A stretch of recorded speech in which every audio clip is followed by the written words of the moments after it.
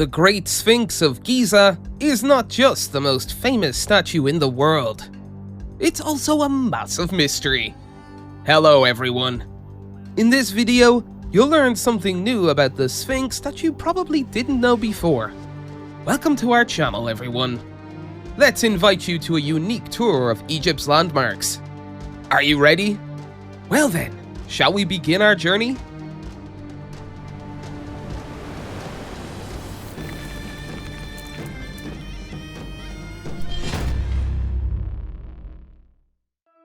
The name Sphinx.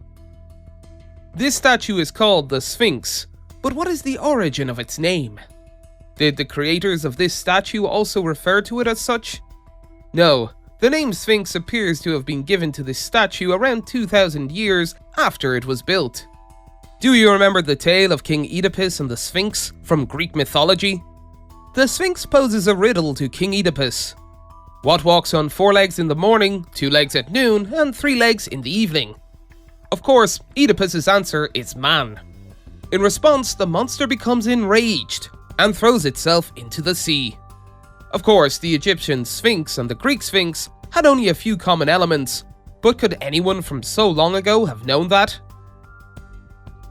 The Sphinx is a monolith. The Sphinx is carved from a single monolith rock, and this is truly astonishing. The statue's dimensions are 73 meters in length, 19 meters in width, and 20 meters in height. Just imagine the enormity of a single rock of this size. The Sphinx was unearthed from the sand. Archaeologists believe that the Sphinx was created around 4,500 years ago, possibly during the reign of King Khafre. That's a very long time ago. Over the course of millennia, layers of sand buried the Sphinx, and it wasn't until the time of King Thutmose IV that labourers managed to excavate only the front paws after much effort. As time went on, during the era of Ramses II, similar efforts were made. Eventually, in honour of the Roman Emperor Nero, the Sphinx was cleaned as well. However, the relentless work of time and sand continued, and in the 19th century, archaeologists found themselves wielding shovels around the statue once again. The Sphinx as a tourist attraction. As you know, nowadays the Sphinx attracts hordes of tourists, eager to take selfie-worthy photos for social media. Interestingly, this tradition dates back to the times of ancient Greece and Rome. Roman emperors favoured coming here for relaxation. During Emperor Nero's time, a stone staircase, 12 meters wide, was even built here. This was to ensure that special individuals of the Roman Empire could comfortably stroll all the way up to the feet of this ancient statue. The colourful Sphinx. Researchers have discovered fragments of pigments from various parts of the Sphinx. Dr. Mark Lenner, an Egyptologist, suggests that the statue might have been painted originally, much like figures in animation. This is probably something you never even considered, right? Who destroyed the Sphinx's nose? You probably don't know who destroyed the nose of the Sphinx, right? Well, no one really knows. There's a popular belief that during Napoleon's time, the nose was shot off by cannon fire, but of course, that's not true. It wasn't Obelix's fault either. Dr. Mark Lenner, an archaeologist, theorizes that the nose was intentionally destroyed between the 3rd and 10th centuries, based on tool marks. According to one theory, this was the work of fervent Sufi devotees, aiming to deter local farmers from worshipping the Sphinx. Another legend suggests that a curse fell upon the city of Giza because of the statue's desecration, causing it to be buried in sand. It seems that such barbaric acts come with their own form of punishment. The beard of the Sphinx. The Sphinx has often been depicted as a woman between the 16th and 19th centuries. If the characteristic pharaoh's beard had still been attached to the statue, European artists might not have gone through the trouble of depicting it as a woman. Interestingly, the Sphinx did have such a beard originally, but it later fell off. Currently, fragments of this beard are housed at the British Museum. What's missing from the Sphinx's head? If you were to climb onto the head of the Sphinx, you'd notice a metal cover resembling a manhole that plugs a hole in the crown of its head. It has been present here since 1926, when the researcher, Émile Barrès, preserved a hole the depth of a person's height. Archaeologists believe this hole was meant for some form of decoration, possibly a crown, to be affixed to the Sphinx's head. Whether the crown actually existed and, if it did, where it is now remains unfortunately unknown to us. The hole and interior passages of the Sphinx. The Great Sphinx is captivating and awe-inspiring from the outside alone, but people have always been curious about what lies within. Did the Egyptians create such a remarkable guardian just to protect vast treasures? The Hall of Records. There's a rumor that beneath the Sphinx lies a hidden chamber known as the Hall of Records, where ancient Egyptians supposedly concealed records of the submerged Atlantis Empire. However, this theory lacks evidence, yet people continue to seek ways to peer into the statue's interior. Many believe they've spotted an entrance near the right ear of the Sphinx, but it's merely a trick of light and shadows combined with erosion marks. While there might have been holes to secure the chin beard, there's no evidence of secret passages.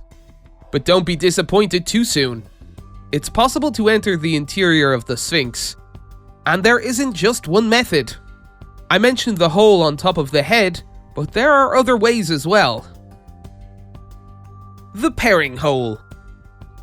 A hole known as the Pairing Hole, measured about 2 meters by 3 meters, lies just beneath the Sphinx's head and is approximately 1 meter deep.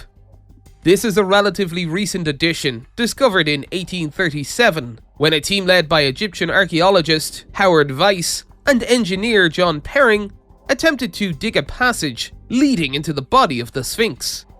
The drill rods got stuck at a depth of 8 meters. Attempts to use explosives to clear it proved unsuccessful. Instead, the resulting hole became a perfect dumping ground for debris and archaeological waste. In 1925, amidst that debris, fragments of the nemes, a headdress the Sphinx wore on its head, were found.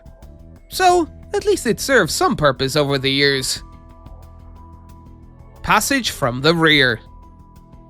Now, at the back of the statue, there exists an actual tunnel. The entrance from the rear end has 2 passages that lead inside, both at ground level. The lower passage abruptly descends to a depth of about 5 meters, reaching a layer of underground flowing water. On the other hand, the upper passage winds between decorated brick walls and the Sphinx's main body, ending at a height of 4 meters above ground. At the end of this passage, there's a narrow recess high on the wall. The origin of these 2 tunnels remains uncertain. According to one theory, this could also be attributed to Howard Weiss, who was mentioned earlier for the hole near the tail. Nevertheless, it cannot be ruled out that these tunnels might have been created during an even earlier period. Crack at the waist. The waist of the Sphinx is encircled by a naturally formed crack. This crack is beyond what tourist cameras can capture. This is because in 1926, Gustav Bars sealed it using metal rods, lime and cement. However, the crack still exists, and the square hole on the Sphinx's back leads to its interior. You can descend into it using ropes. Space beyond the Dream Stele.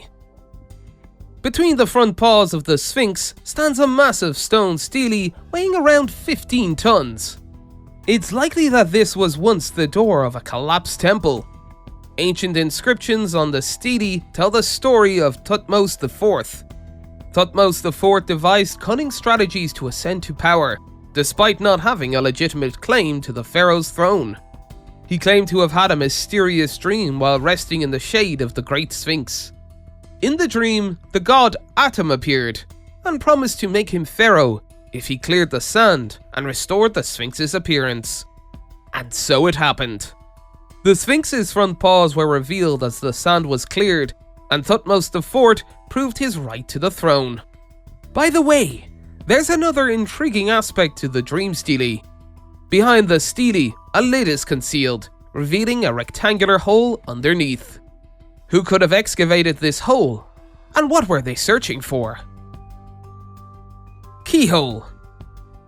Near the northern hind leg of the Sphinx, there is a sizable hole about 2 meters deep.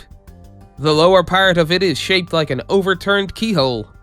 While this hole doesn't connect to the main body of the Sphinx, it holds a mystery of its own.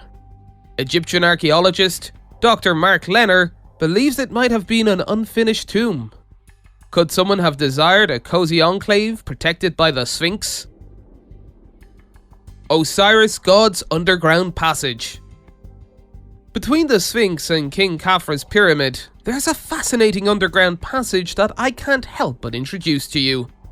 It's called the Osiris Shaft, a complex network of underground tunnels that descends to a depth of 25 meters.